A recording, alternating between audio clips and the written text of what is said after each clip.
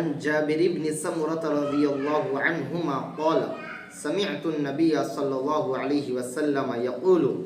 إن بين يدي الساعة كذابين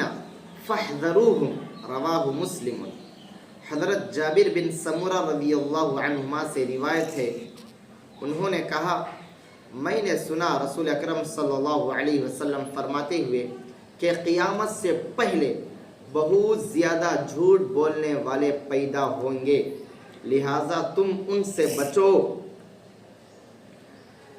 یہ اس میں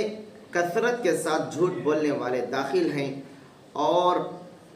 جھوٹے نبوت کا دعویٰ کرنے والے، مسیح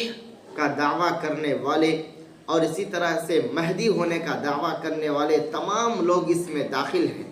کہ یہ قیامت سے پہلے کثرت کے ساتھ جھوٹے